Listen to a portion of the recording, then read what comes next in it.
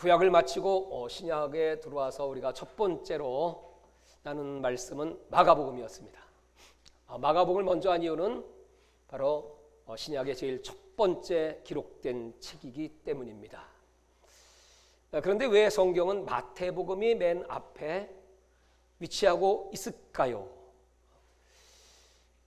그것은 오늘 이 마태복음을 이제 깊이 들어가 보면 그 이유를 이렇게 알 수가 있습니다.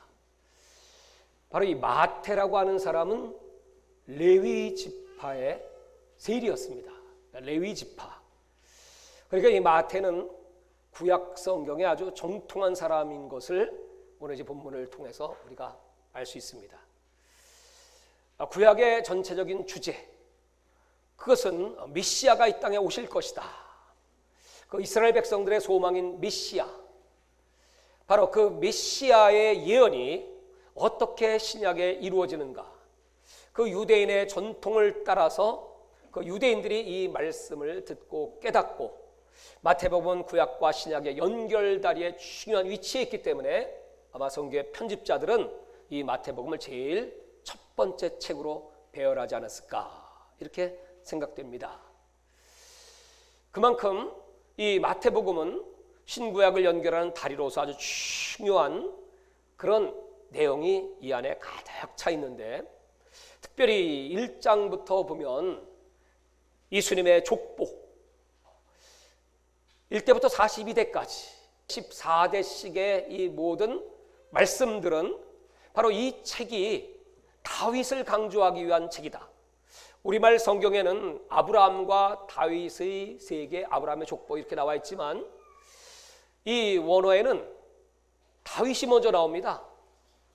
다윗의 자손 예수 그리스도, 그 다윗이 강조됩니다. 이 마태복음 전 부분에 있어서 하나님께서는 이 다윗을 이스라엘의 왕으로, 유대인들에게 있어서는 그 다윗이야말로 최고로 존경받는 왕, 하나님이 약속하신 메시아, 그 다윗의 후손으로 메시아가 오실 것이라는 예언이 가득합니다.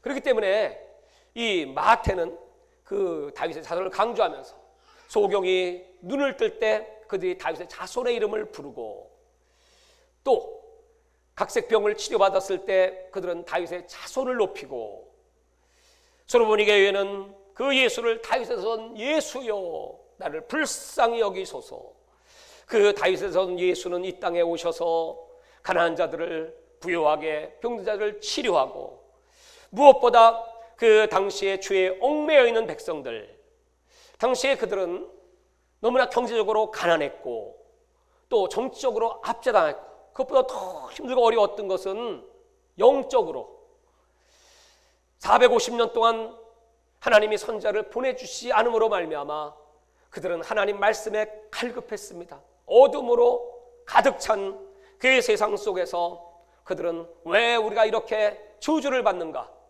그 이유가 하나님의 말씀 계명을 어겼기 때문이다, 지키지 않았기 때문이다.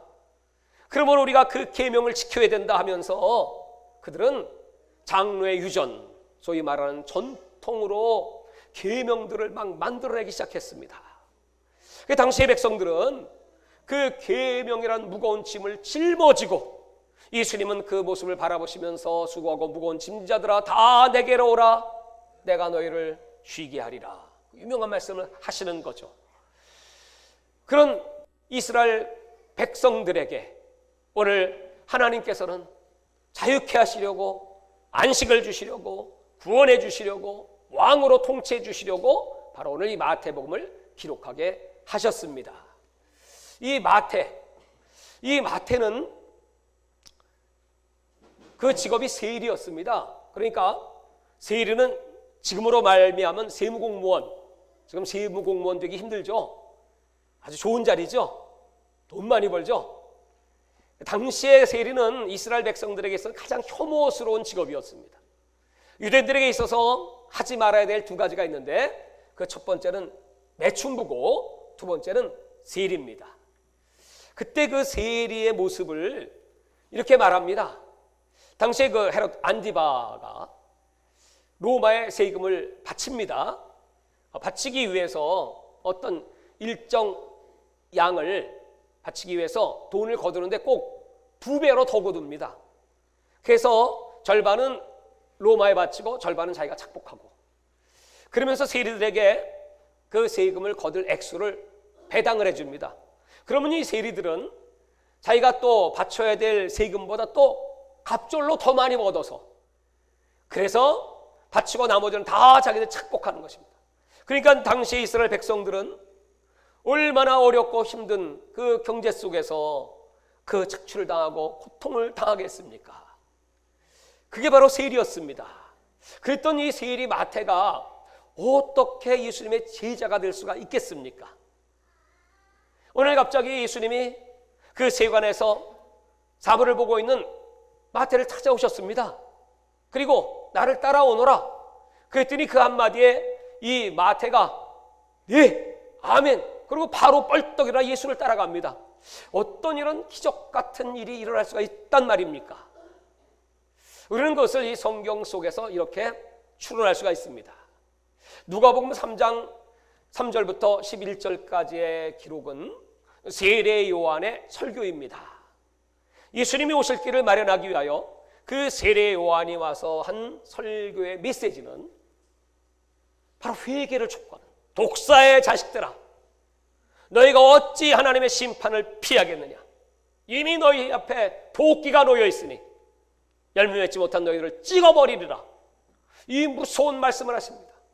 당시 이스라엘 백성들은 그 메시지를 듣기 위하여 450년 동안이나 말씀하실 때 하나님이 드디어 저 하나님의 사람 세례 요한을 보내셔서 우리에게 말씀을 하시니 도대체 무슨 말씀을 하시는가? 만약 지금 세례 요한이 교회에 와서 설교를 한다면 여러분들 어떻겠습니까?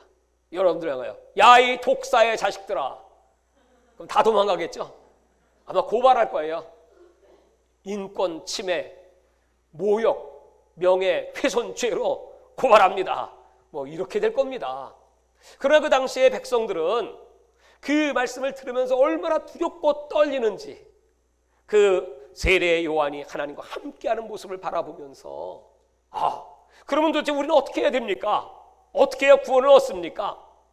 그러면서 세리들이 그때 나옵니다. 나와서 그러면 우리가 무엇을 하여야 하리까? 그때 예수님께서 말씀하시기를 너희들 받는 그 나라에서 정한 세금 외에는 더 걷지 마라. 착복하지 마. 이게 회개입니다. 또 군인들이 와서 이렇게 묻습니다. 우리는 무엇을 하여야 하리까? 너희들은 사람들 압제하고 겁주고 겁탈하지 말고 너희들 받는 요를 감사히 여겨. 이렇게 얘기할 때 군인들도 회개하고, 아마 마태는 그때 그 현장에 있었을 것으로 생각됩니다. 그는 그 충격의 메시지를 듣고 자기 인생을 생각했겠죠. 나는 레위 지파입니다. 레위 지파는 하나님께서 하나님의 일을 하라고 하나님께서 세운 지파입니다. 근데 하나님의 일은커녕 가장 유대인들이 혐오하는 나만을 위하여, 먹고 살기 위하여 많은 사람들을 착복하고 뜯어내고 그렇게 악한 삶을 살았던 자신을 바라보면서 이 마태는 얼마나 통렬하게 반성하고 그리고 양심의 찔림을 받고 괴로워하고 있을까요? 그 순간에 예수님이 나타나시니 뭐 두말할 것 없죠? 할렐루야! 여러분 같아도 그냥 두말할 것 없이 다 때려치고 예수님 따라 가시겠습니까? 아멘을 못 하시는 분이 계시네. 여전히 세리야. 네? 이 마태복음에는 많은 특징들이 있는데, 뭐 첫 번째는 문체가 아주 간결하다는 특징이 있습니다. 또 두 번째는 이 마태의 이 문학적 신학적 기법이요 굉장히 탁월합니다. 그래서 이 기사들을, 같은 종류의 기사들은 그게 앞뒤를 가리지 않고 그냥 이렇게 묶어놔요. 산상수훈 5장부터 7장, 또 8장과 9장은 예수님이 베푸신 10가지 기적들, 또 24장, 25장은 종말에 대한 설교, 이런 식으로 딱딱딱 묶어서 후대에 이 독자들이 이걸 보면서 쉽게 복음을 이해할 수 있도록 그런 탁월한 기법으로 이 책을 저술합니다. 근데 9장에 보면 기적의 장이라고 말씀드렸는데 거기 백부장의 하인이 고침을 받기도 하고 또 문둥병자가 치료받기도 하고 또 바람과 파도를 잠잠하게 하시기도 하고 그런 기적의 장 가운데 9장 9절부터 13절에 보면 거기 이 마태가 자기가 회심한 장면을 예수님의 부름받은 장면을 딱 기록해 놓고 있습니다. 그러니까 이 마태에게 있어서 나 같은 죄인이 나 같은 혐오를 받고 사람들에게 멸시를 받고 그리고 따돌림을 받을 수밖에 없는 이 처참한 인생, 오직 돈만을 위하여 살았던 죄인을 예수님이 찾아오셨다. 여러분들에게 있어서 기적 중에 기적은 무엇인가요? 여러분들에게 있어서 최고의 기적, 남들이 은혜를 받고 기적을 체험하고 암을 고침받고 또 기사와 표적을 행하고 하는 기적도 기적이겠지만 제일 중요한 기적은 내 삶의 변화의 기적입니다. 여러분들은 정말 오늘 이 마태처럼 그는 자기의 그 추한 과거를 다 드러내면서 나는 이런 사람이었어. 근데 예수님이 날 찾아주셨어. 나는 예수님을 따라갔지. 그리고 예수님의 제자가 되었지 하면서 담대하게 13장 그 천국 비유의 장의 52절에 보면 마태는 이런 기록을 하고 있습니다. 천국은 마치 그 천국 집 주인이 옛 것과 새 것을 골라내는 제자된 서기관과 같다. 자기는 누구냐 하면 예수님의 제자이면서 또 서기관입니다. 서기관이라고 하는 것은 성경에 능통하고 많은 하나님에 대한 지식이 있는 사람입니다. 그래서 성경에 말하는 서기관들은 보통 나쁜 이미지이죠. 지식은 많지만 율법은 많이 알지만 행동이 없는 사람. 근데 마태는 나는 제자된 서기관이다. 그 말은 나는 예수님을 따르는 예수님의 제자로서 그 말씀대로 사는, 그러면서도 그 천국의 옛 것과 하늘의 옛 것과 새 것을 집에서 끄집어내는 그 옛 것은 율법이고 새 것은 복음이요, 그 옛 것은 구약의 모든 사건들이요 새 것은 복음의 역사이다. 나는 그런 사람이다. 그렇게 이 마태복음을 기록하는 것입니다. 그러니까 이 마태는 얼마나 놀랍게 이제 이 성경 전편에 이제 쫙 우리가 이제 훑어 내려가면 이 사람은 모세 오경에 정통한 사람입니다. 이 마태는 그 예수님께서 주시는 그 계시, 놀라운 마지막 때 계시, 그리고 예수님이 하신 그 말씀, 특별히 여러분 12제자 가운데 마가도 12제자 아니었죠. 요한도 12제자가 아니었죠. 근데 누가도 12제자가 아니었죠. 요한복음에 들어가면 요한이 12제자인가 아니면 또 다른 요한인가는 이제 토론의 문제입니다. 요한복음 가서 제가 하겠습니다. 그렇다고 보면 이 마태는 예수님이 뽑은 그 12명의 진짜 제자 중에 제자입니다. 그러니까 누구보다 예수님 잘 알죠. 예수님 말씀을 직접 들었죠. 봤죠. 거기다가 레위 지파이기 때문에 구약에 능통하죠. 그래서 이 마태복음을 기록하게 됩니다. 이 말씀은 언제쯤 기록됐을까? 학자들에 의하면 어떤 학자는 한 8세기경에 기록됐을 것이다 이렇게 말합니다. 그 이유가 뭐냐 하면 아니 어떻게 이때 예수님이 그 예루살렘 성전이 무너지는 것을 예언하셨는데 그것을 어떻게 알고 이 성경에 이렇게 기록할 수가 있느냐? 그러니까 그 AD 70년 이후에 기록된 8세기경에 기록했을 것이다 이렇게 말합니다. 근데 그것은 예수님께서 어떤 분인가를 몰라서 그런 거예요.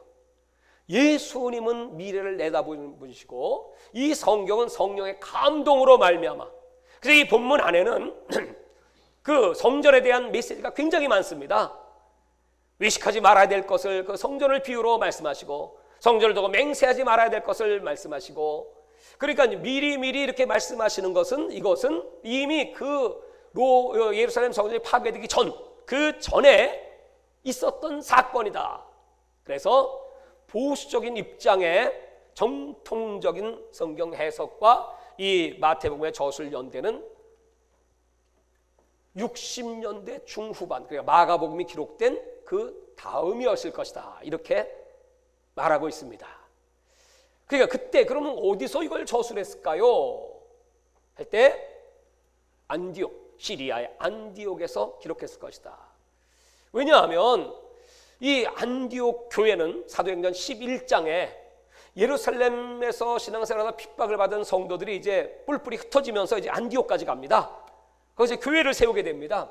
그때 주 멤버가 누구였냐 하면 바로 그 헬라파 유대인들, 그러니까 유대인은 유대인인데 히브리파 유대인이 아닌 헬라파 유대인 그리스도인들이었습니다. 그들이 이제 그쪽으로 나가서 복음을 증거하게 됩니다. 그러다 보니까 그 주변에 이방인들이 이제 막 들어오기 시작합니다. 그래서 당시에 복음을 전하면서 이 안디옥 교회는 얼마나 칭찬을 받았는지 사람들은 그들을 향하여 그리스도인이다. 그리스도인은 그리스도에게 속한 자라 이거죠. 오, 저들을 보니까 정말 예수님 본 것 같아, 그런 뜻이었습니다. 근데 시간이 지나면서 이 안디옥 교회 안에 문제가 생깁니다. 그것은 바로 이 유대인들과 완전 이방인들 사이의 갈등입니다. 전혀 다른 배경을 가지고 예수라는 이름 앞에 모여든 그 백성들은 갈등을 일으킬 수밖에 없죠. 우리 교회에도 여러분 천차만별이죠. 지식이 많으신 분이 있고 또 지식이 적은 분도 있고 많이 가진 분도 있고 또 가난한 자도 있고 뭐 여러 가지 성품이 다 다르고 그런 사람들이 모여있기 때문에 자라온 배경이 다르고 또 철학이 다르고 이런 사람들이 모였기 때문에 늘 갈등합니다. 그러니까 이 안디옥 교회도 막 갈등이 막 일어나기 시작합니다. 그때 하나님께서 들어쓰신 사람이 마태입니다. 마태를 통하여 그 유대인들에게 예수 그리스도는 누구신가는 예수 그리스도의 기독론, 그걸 확실하게 정립을 시켜줘야 되겠고, 또 이방인들을 향하여 그들에게도 예수는 누구신가, 예수는 유대인의 왕이시며 동시에 이방인의 왕, 온 인류의 왕이시다. 그런데 이 복음은 처음은 유대인으로부터 시작했지만 예루살렘으로부터 시작된 이 복음이 예수님의 그 말씀대로 예루살렘, 유대, 사마리아 땅끝으로, 그래서 이제 이 이방 땅 저 수리아에까지 이 복음이 왔다. 그렇지만 그 첫 번째 선택받은 이스라엘이 하나님의 말씀에 불순종함으로 말미암아 그들을 하나님께서 폐하시고 이제 새로운 민족 이방인들에게 이 복음이 전파될 것이고, 그 복음을 다 듣고 나면 그 다음에 다시 유대인들에게 돌아간다고 하는 이 놀라운 메시지를 지금 마태는 이 마태복음에 기록을 하는 것입니다. 여러분, 그러니까 이 마태복음이라고 하는 책은 유대인과 이방인을 향하여 자세히 그걸 한번 제가 말씀을 이제 드리겠습니다. 이제부터가 참 중요한 내용입니다. 특별히 이 마태는 모세오경을 잘 알았습니다. 여러분이 마태복음의 구조를 보시면, 자, 1장은 출생입니다. 모세오경의 모세의 탄생, 예수님의 탄생과 비교되고요. 그리고 2장으로 넘어가면 예수님이 저 애굽으로 피신을 가십니다. 헤롯이 죽이고자 하니까 당시에 2살 미만의 남자아이들을 다 죽였습니다. 근데 모세오경에는 출애굽기 1장에 모세가 태어날 때 그 남자아이들 그 산파를 통하여 바로가 다 죽이라고 했습니다. 똑같은 사건이 벌어집니다. 마태복음 3장은 예수님이 세례를 받는 장면입니다. 그 세례를 받으실 때 하늘문이 열리고 이는 내 사랑하는 아들이요 내 기뻐하는 자라라고 하는 음성이 들려집니다. 근데 그 음성을 출애굽기 4장 22절에 보면 하나님께서 그 모세에게 그렇게 말씀하십니다. 이스라엘은 나의 장자다. 내가 사랑하는 장자가 됨이라. 똑같은 음성을 들려주십니다. 5장부터 6장 7장을 산상보훈이라고 합니다. 산상수훈. 그것은 모세가 저 시내산에 올라가서 하나님의 말씀, 율법 613개 말씀을 받는 것과 같습니다. 8장으로 넘어가면 첫 번째로 그 10가지 기적 중에 첫 번째 기적이 문둥병자를 고치는 겁니다. 근데 모세는 자기를 대항했던 그 미리암의 문둥병을 고치죠. 너무너무나 신기하죠. 그리고 계속해서 넘어가면 14장으로 가면 거기에 오병이어의 기적이 나타납니다. 그것은 이스라엘 백성들이 그 광야에서 아침마다 만나를 받아 먹는 그런 똑같은 기적. 17장으로 넘어가면 예수님과 또 엘리야, 모세가 변화산에 등장합니다. 그때 예수님의 모습은 시기가 변형돼서 너무 찬란하고 아름다운 모습이었습니다. 근데 그런 모습이 모세가 하나님 말씀을 받을 때 그 하나님의 영광이 모세에게 임하여 모세 얼굴이 해같이 빛나서 수건을 써서 사람들이 직접 모세 얼굴을 볼 수 없을 정도였습니다. 이런 걸 보면 이 마태는 그 모세를 그대로 다시 마태를 펼치면서, 그러니까 여러분 이 말씀을 듣는 유대인들은 정말 예수 그리스도, 그분이 우리가 그토록 기다리던 메시아, 모세가 말한 메시아. 그러니까 이 마태는 모세를 말하고 있지만 마태복음의 모세는 새로운 모세가 예수 그리스도다. 그리고 다윗을 말하고 있지만 마태복음의 다윗은 새로운 다윗, 바로 그 새로운 다윗이 이스라엘의 왕일 뿐만이 아니고 전 세계 온 우주의 왕이시다. 이방인들이 이걸 들으면서 맞아, 그 예수는 온 인류의 왕이셔. 그것을 깨닫게. 또 아브라함의 후손이라고 할 때 그 아브라함 창세기 12장 1절부터 3절에 아브라함을 통하여 만민이 복을 받을 것이다 하고 말씀했는데, 마태복음 28장 마지막 절에는 그 예수 그리스도로 말미암아 모든 천하 인간 족속들이 이 복음으로 말미암아 구원을 받게 될 것이다. 특별히 여러분 1장 23절 오늘 읽은 이 구절에 의하면 그 예수는 누구십니까? 그 예수는 자기 백성을 저희 죄에서 구원할 자, 임마누엘, 우리와 함께 하시는 하나님. 모세는 말합니다. 모세의 사명은 그 이스라엘 백성들을 저 애굽의 바로로부터 정적인 구원이죠. 그러나 새로운 모세의 예수님은 정치적인 구원이 아니라 가장 근본적인 억압의 원인 되는 가장 그 인간의 깊은 죄로부터의 구원을 말씀하고 있습니다. 그러니까 여러분, 저는 다시 마태복음을 이렇게 보면서 말이죠, 정말 하나님의 그 놀라운 탁월하신 능력, 하나님이 사람을 들어 쓰실 때, 우리가 지금 수요일 날은 로마서를 하고 있습니다. 로마서를 제가 펼치게 된 것은 지금 너무나 각박하고 또 위기의 시대, 마지막 때가 너무 빨리 급속도로 도래하고 있기 때문에 급하지만, 이 급할수록 바울이 말하는 복음의 진수, 복음의 핵심, 가장 중요한 기초의 복음에 대한 그런 우리 마음속에, 우리 삶 속에 복음의 능력이 얼마나 필요한 것인가 하는 것을 제가 절실히 깨달아서 지금 시리즈로 이제 로마서를 합니다.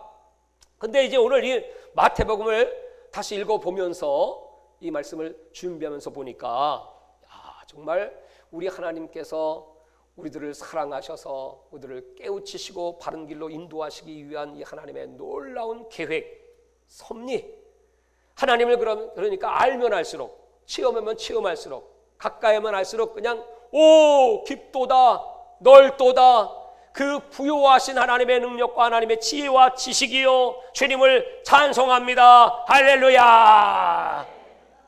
큰 소리로 아멘. 할렐루야. 이렇게 고백하지 않을 수가 없습니다.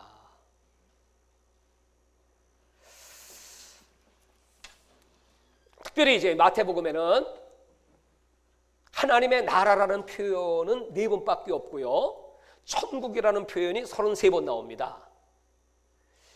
왜 마태는 하나님의 나라, 지난번은 마가복음과 누가복음은 하나님의 나라로 표현됩니다. 그건 이제 이방인들을 위한 메시지이기 때문에 하나님이라는 말을 자연스럽게 쓰지만, 이 마태복음은 유대인들이 이 책을 보기 때문에 유대인들은 하나님이라는 이름을 함부로 부를 수가 없습니다. 그래서 성경을 기록하다가도요, 이 필사를 하면서도요, 여호와 하나님의 이름이 나오면요, 쓰던 붓으로 절대 쓰지 않습니다. 그 붓 버리고 새 붓 갖다 씁니다. 그래서 쓰다가 여호와 또는 버리고 또 새 붓 갖다 씁니다. 그렇게 여호와의 이름을 존귀히 여기고, 여호와의 이름이라고 하는 이 글자가 땅에 떨어지고 밟으면 큰일 납니다. 하나님을 망령되게 여기는 겁니다. 그렇게 그 여호와의 이름을 존중히 여기는 이스라엘 백성들이었기 때문에 마태는 이 마태복음을 쓰면서도 하나님 이름을 쓰기가 참 껄끄러웠습니다. 그래서 마태가 생각하고 쓴 표현이 뭐냐면 천국입니다. 그게 천국이에요. 이게 마태복음의 특징입니다. 또 이 마태복음은 이렇게 묶어서 표현을 하고 있다, 이렇게 말씀드렸죠. 또 이 마태복음은 구약과 신약을 이렇게 아주 간결하게 묶어서 우리에게 가르쳐 주기도 합니다. 그리고 이 마태복음은 아버지라고 하는 표현이, 하늘에 계신 아버지라는 표현이 15번 나옵니다. 마가복음에는 한 번밖에 안 나오고요, 누가복음에 한 번도 안 나옵니다. 그러니까 이제 하나님을 표현할 때 이렇게 하늘에 계신 우리 아버지요, 이렇게 표현합니다. 이 마태는 자기 자신이 세리였고 자기 자신이 그런 당시에 그 나쁜 직업을 가졌었기 때문에 주기도를 가르쳐 주면서 이렇게 표현을 합니다. 하늘에 계신 우리 아버지의 이름이 거룩히 여김 받으시오며, 이렇게 쭉 나가다가 우리가 우리에게 죄 지은 자를 사하여 준 것 같이 우리의 죄를 사하여 주옵시고, 6장 12절이죠. 그러니까 왜 이렇게 표현할까요? 그 이유는 원래 그 원문은 뭐냐면, 우리가 남의 죄를 용서하면 하나님이 나의 죄도 용서해 줄 것이다, 어떤 행위를 강조하는 듯한 표현이지만 성경의 원문은 그렇지 않고 동시성입니다. 그리고 우리 죄라고 하는 그 죄의 원문은 뭐냐면 빛을 탕감한다는 거야. 그러니까 이 마태는 세리였기 때문에 내가 나에게 세금을 내지 못한 저들의 모든 빚, 세금을 다 탕감해 주겠사오니 나의 죄도 탕감하여 주옵소서, 이렇게 주기도문을 가르쳐 주는 겁니다. 이게 마태복음의 특징입니다. 아주 심플한 문체. 나인성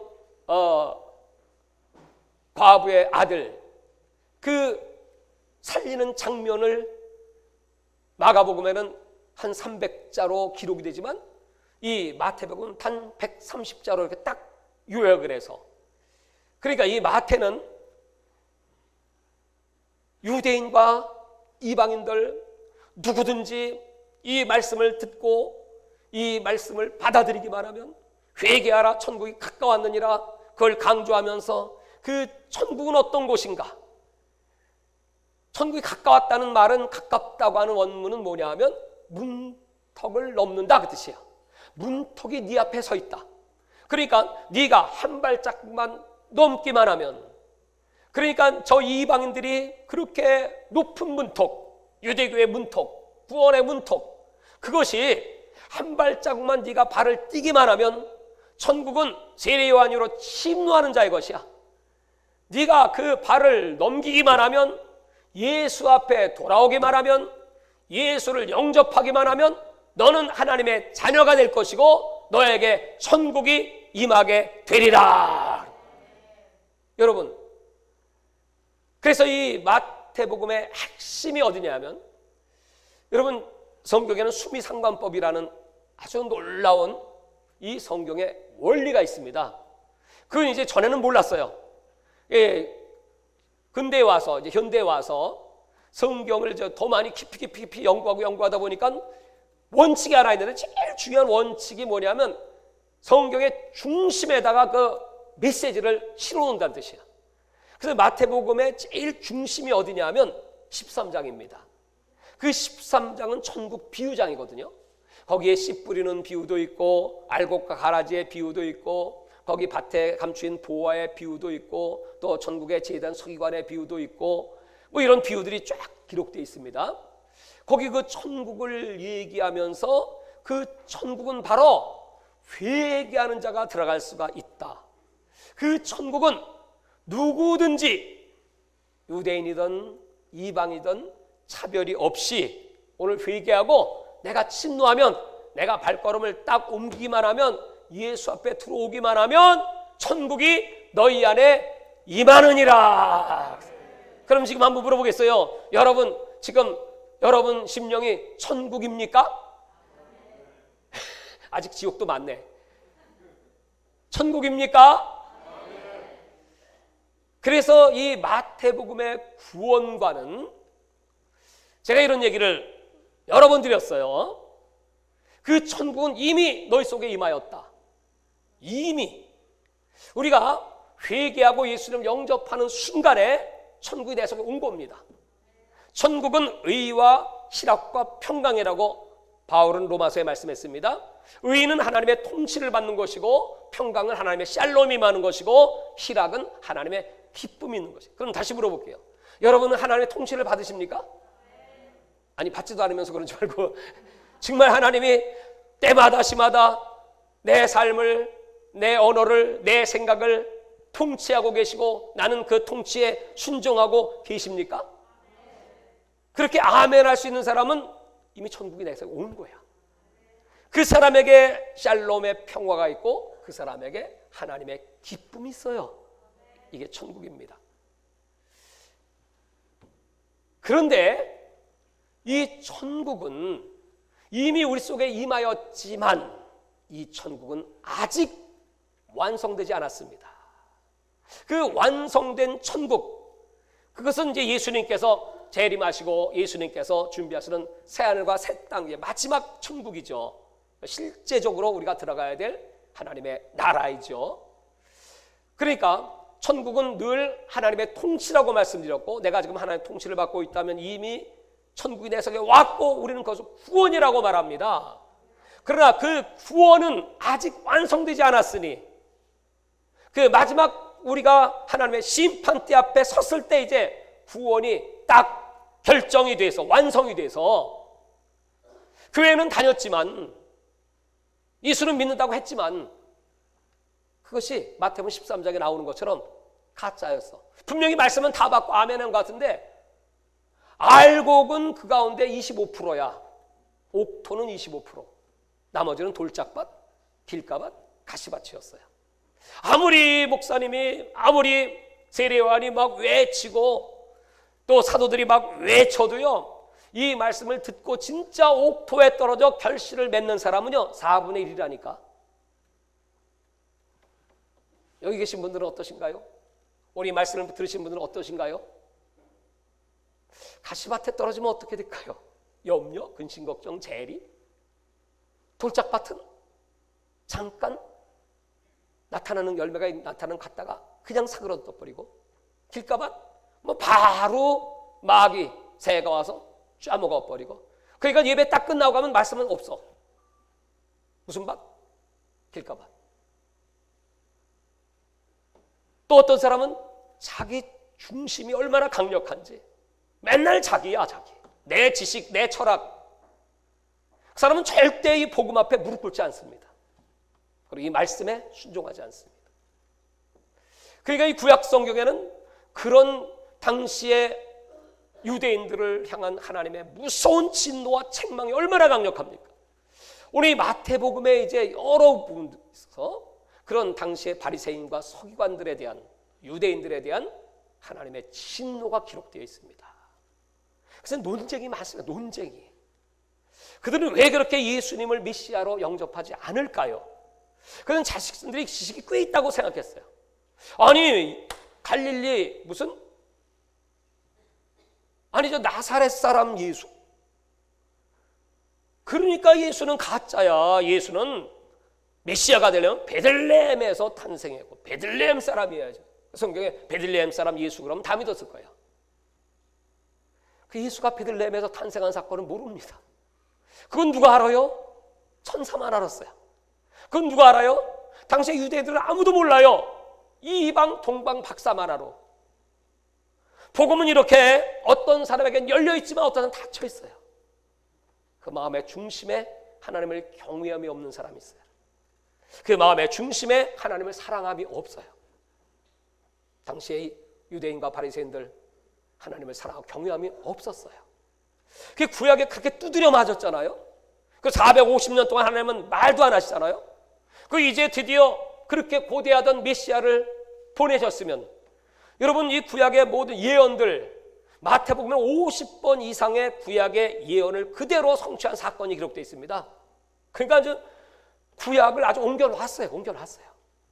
75번은 그 예수가 메시아라는 사실의 간접적인 사건들을 옮겨놨어요. 그럼 여러분 마태 이 얘기를 들으면 그분이 메시아, 그들이 진정한 서기관이고 진정한 바리새인이고 하나님을 경외하는 믿음의 사람이었다면 이 마태복음 한 번만 읽어도요 다 예수 구세주 믿어요. 근데 이들은 믿지 않습니다. 오히려 그 예수를 죽이려고 하고 십자가에 매달죠. 인간의 죄는 이렇게 무서운 겁니다. 마태복음을 통하여 아주 통렬하게 네가 먹어서 밖으로 나오는 똥 오줌, 이게 더러운 게 아니고 네 마음 속에 있는 그 악독함, 그 추악함, 음란한 정욕, 욕심, 탐심, 이런 것들이 얼마나 악한 죄인가. 당시에 이 유대인들은 그 율법을 그렇게 자기들은 잘 지킨다고 생각을 했지만, 아니 예수님 말씀하시기를 간음? 그거는 꼭 육체로 간음만 간음이 아니고 나는 너희에게 말하노니 여인을 보고 음욕을 품기만 해도 간음이야. 도둑질? 남의 것을 훔쳐서 도둑질이 아니고 남의 것 욕심내고 탐심을 갖기만 해도 도둑질이야. 맹세? 아니 너희들 저 성전을 두고도 맹세하지 마. 나는 너희에게 말하노니. 이렇게 예수님께서는 우리 인간의 심령 피부를 다 찔러 쪼개는 말씀들을 마태를 통하여 전해주고 계십니다. 사랑하는 여러분, 그러니까 우리가 이 성경을 읽으면서 저는 정말 요새요 회개하기가 바빠. 아침에도 회개, 점심에도 회개, 저녁에도 회개. 하나님 아버지, 정말 내 소원 딱 하나 있다면 나 구원받고 싶어요. 나 구원받고 싶어요. 여러분, 한경직 목사님이 마지막 제 아들을 불러놓고 목사들에게 무슨 말씀하셨는지 아십니까? 예수 잘 믿게. 그 소원이 구원받는 거예요. 목사가 구원받는 사람들이 그렇게 많지 않답니다. 미국의 어떤 목사님이 천국을 다녀왔는데 50명의 사람이 쫙 천국으로 들어가고 있더랍니다. 천국은 절대로 둘이 같이 못 갑니다. 아무리 내가 아내를 사랑해도 둘이 손잡고 못 들어갑니다. 원 바이 원, 한 사람씩입니다. 그들이 다 내놓을 게 무엇이 있겠습니까? 그것은 예수님의 그 보혈의 공로, 그 은혜, 십자가의 구속의 은총, 그 예수 이름 자랑하며 들어가는 겁니다. 그 예수 이름으로 구원받고 그 예수님의 뜻대로. 그래서 마태는 7장 21절 이하에 이렇게 기록하고 있죠. 너희들 선지자 노릇했냐? 천국 간다고? 아니. 귀신 쫓았냐? 천국 가냐? 아니. 너희들 주여 주여 주여 삼창하고 아까도 기도했지? 그렇다고 천국 가냐? 아니지. 천국은 하나님의 뜻대로 행한 자만 들어가리라. 아멘입니까? 아멘입니까? 그러므로 우리는 이미 구원 받았지만 우리 구원은 완성되지 못한 미완성, 그 완성은 하나님 나라에 들어갈 때 마지막 구원의 완성을 이루는 거죠. 그렇기 때문에 바울은 말하기를 두렵고 떨림으로 나는 구원을 이루어 간다. 두렵고 떨림으로. 사랑하는 여러분, 마태는 이 복음서에 그걸 계속 강조하고 있어요. 20장부터 21장에 보면 세 가지 논쟁이 나옵니다. 비유가 나옵니다. 그 비유가 뭐냐 하면 아버지가 포도원에 추수때가 돼서 아들 둘에게 야 빨리 가서 추수해와. 그랬더니 큰아들은 아멘 가겠습니다 하고 갔어요 안 갔어요? 안 갔어요. 둘째 아들은 노멘 못 가요. 그러다가 가만히 생각해 보니까 이거 내가 아버지 말씀을 거역했네. 이거 추수 안 하면 큰일 나지 하고 깨닫고 회개하고 갔어요. 누가 하나님의 뜻대로 행한 자입니까? 둘째 아들. 이건 무슨 얘기입니까? 유대인과 이방인을 비교하는 것입니다. 그래서 이 마태복음이 이방인을 위한 책이기도 하다는 것이죠. 그 다음에는 악한 소작인의 비유, 다 똑같은 겁니다. 그래서 이방인들이 오히려 더 구원을 받게 될 것이다. 먼저 믿었던 그 유대인들, 대표적인 것이 8장에 나오는 백부장의 사건. 백부장의 하인이 병이 들었습니다. 그 예수님이 그 백부장이 하인이 병든 사실을 알았습니다. 예수님은 그 백부장을 귀하게 여겼습니다. 아니, 로마의 백부장이, 여러분, 최고의 권력을 가진 자가 어떻게 예수 믿냐고요, 그 당시에.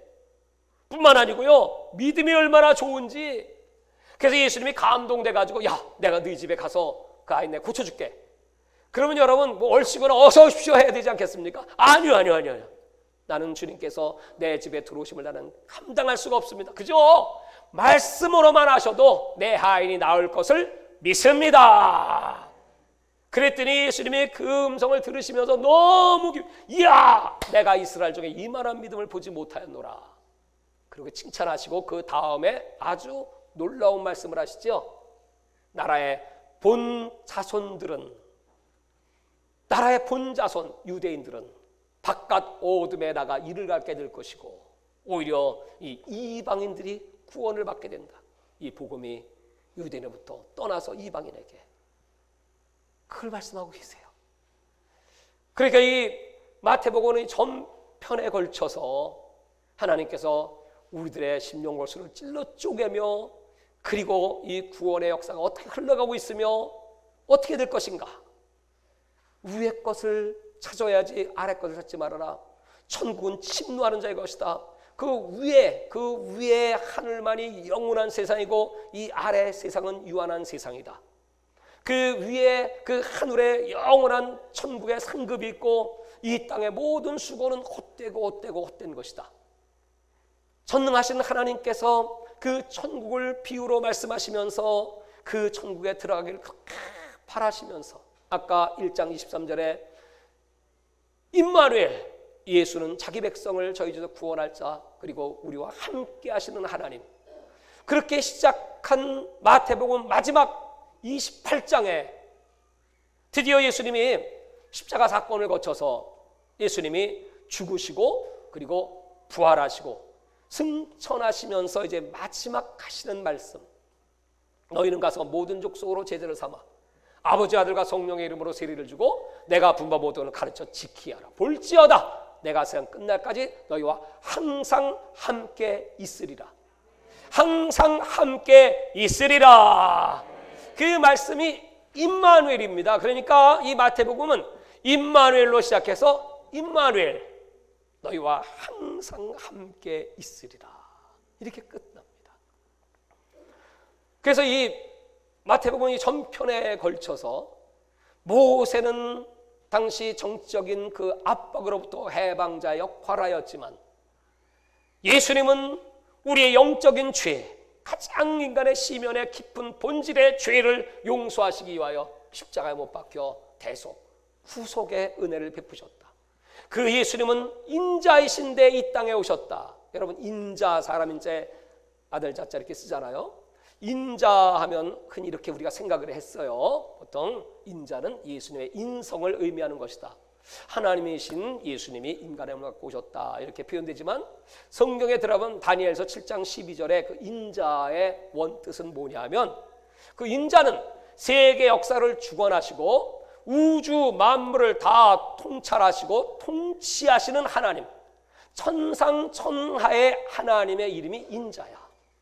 근데 그 인자의 이름이 이 사복음서에, 특별히 마태복음에 어떻게 등장하냐면, 인자는 섬김을 받으려고 이 땅에 온 것이 아니라 섬기려 왔고, 인자는 자기 목숨을 십자가에 대성물로 내어 줌으로 죄인을 구원하러 오셨다.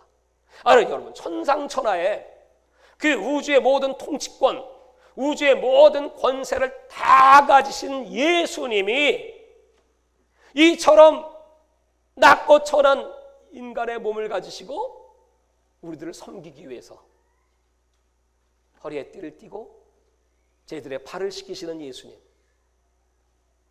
예수님은 죄인들을 위하여 십자가를 대신 지시고 그들을 구원하시는 예수님. 이게 사복음서가 말하고 있는 예수님이십니다. 사랑하는 여러분, 이 놀라운 예수님의 은혜, 여러분 이 사복음서를 읽으시면서 이 말씀을 들으시면서 감동하고 기뻐하고 감사하고 가슴치고 통회하고 자복하며 어찌하리까? 저 세리와 창녀들이 또 군인들이 그 당시의 죄인들이 세리 옆에 나와서 그렇게 회개했던 것처럼 오늘 예수님이 부르실 때 아멘! 나 같은 죄인을 구원해 주셨으니 내게 주신 십자가 지고 누구든지 나를 따르거든 마태복음 16장 24절 자기를 부인하고 나를 따르라. 그 말씀을 제자들에게 주지 않습니까? 제자도, 참된 제자도. 그러시면서 가이사랴 빌립보로 이 제자들을 데리고 올라가시죠. 마가복음 때 말씀드렸지만 마태복음 16장의 사건입니다. 가이사랴 빌립보, 헤롯 안디바가 당시에 그 로마 황제를 찬양하기 위해서 만들어온 어마어마한 도시, 로마식 최고의 웅장한 화려한 건물과 또 원형 경기장이 있는 그것으로 제자들을 데리고 가시잖아요. 왜? 세상의 영광은 이래. 촌놈들이 언제 그런 걸 받겠습니까? 호황찬란한 그런 가이사랴 빌립보의 모습을 보면서 사람들은 나를 누구라 하느냐? 내 사람들은요 예수님을 엘리야라고도 하고요 세례 요한이라고도 하고요 순전하게 하나라도 말씀하시는데요, 그럼 너희들은 나를 누구라 하느냐? 그때 베드로가 이 놀라운 대답을 하죠. 다 같이 해봅시다. 주는 그리스도시요. 마가복음에는 주는 그리스도까지만 나옵니다. 근데 마태복음은 주는 그리스도시요 다음에 살아계신 하나님의 아들입니다. 예수님이 세례 받으실 때 이런데 사랑하는 자, 내 기뻐하는 자라. 그럼 여러분 이사야의 예언이 그대로 말씀으로 나온 겁니다. 오늘 주는 그리스도시요, 그리스도는 메시아 기름 부음 받은 자입니다.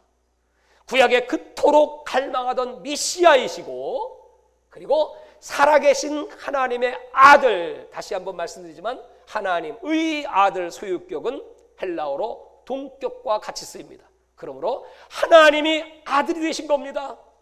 예수는 하나님이십니다 이 뜻이거든요. 이게 복음이거든요. 복음. 그 고백을 하니까 이 예수님이 얼마나 기쁘셨는지, 바요나 시몬아 내가 복이 있도다 이를 내게 알게 하냐는 혈육이 아니고 하늘에 계신 너희 아버지시다. 그리고 내가 내게 천국 열쇠를 주노니.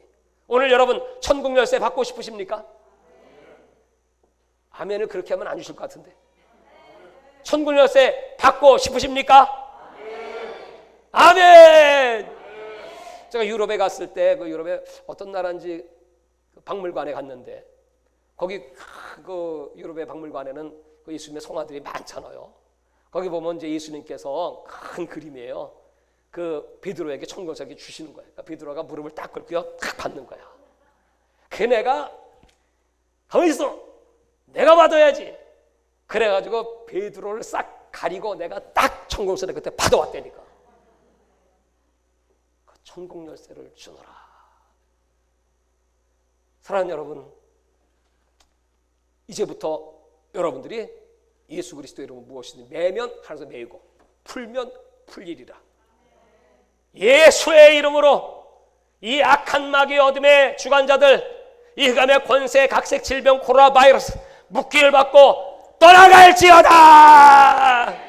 나사렛 예수의 이름으로 명하노니 우리 성도들의 앞길을 열고 재물의 문을 열고 천국의 문을 열고 기도의 문을 열고 축복의 문이 열릴지어다. 그대로 되리라. 할렐루야. 내년도에 우리 엄영세계 선교회 주최 세계 대회를 개최합니다. 어디서? 서울서. 장소 롯데호텔. 그리고 롯데호텔 컨벤션 센터. 그리고 올림픽공원 체조 경기장. 저분 지금 뭔 소리 하고 있는 거네? 나는 예수의 이름으로, 내가 하는 거 아닙니다, 여러분. 하나님이 하시는 거예요. 예수의 이름으로 하나님이 네가 내 이름으로 무엇을 구하든 이루어 주시리라. 그래서 서울 세계대회를, 그리고 또 인도네시아 세계대회를, 그리고 또 평양 세계대회, 베이징 세계대회, 천안문 광장, 모스크바 크레므린 광장 세계대회 할 겁니다.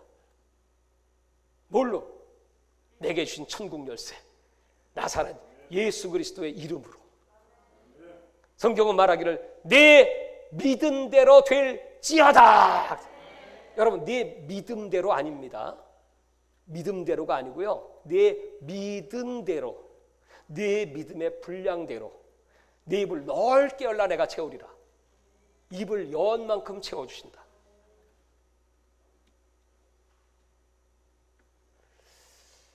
우리 인생은 딱 한 번입니다. 우리에겐 시간이 많지 않습니다. 어떻게 해야 주를 영화롭게 할까? 오늘 마태를 통하여 정말 그는 잡았어요. 그 예수. 난 놓칠 수 없어. 난 더 이상 세리가 아니야. 난 위대한 하나님의 종. 마태복음을 기록하며 여러분 신학의 첫 번째 장을 쫙 여는, 아무리 선한 자도, 아무리 이전에 죄를 많이 지었어도 하나님이 저와 여러분을 쓰실 수 있는 이유는 딱 하나입니다. 첫째, 약해서. 둘째, 가진 게 없어서. 셋째, 무식해서. 넷째, 별 볼 일 없어서. 그래서 하나님이 쓰신대. 그것이 고린도전서 1장 27절 이하의 말씀입니다. 내가 그냥 하는 얘기가 아니고 성경의 말씀대로. 우리는 약하니까, 부족하니까. 그래서 할 수 있는 건 딱 하나밖에 없어. 기도하는 것밖에 없어. 하나님을 의지하는 것밖에 없어. 하나님의 이름을 부르는 것밖에 없어요. 주님은 그런 자들을 들어서 하나님의 그 놀라운 역사, 왜? 당신의 영광을 뺏기지 않으니까. 어떤 능력 있는 종이, 돈 많은 교회가, 어떤 그룹이, 어떤 단체가 자기 이름으로 한다면 여러분, 하나님 무슨 영광을 받으시겠어요? 세상에 제일 악한 죄 중에 악한 죄, 영광 도둑놈, 영광 도둑질죄. 하나님은 그 영광을 뺏기지 아니하리라.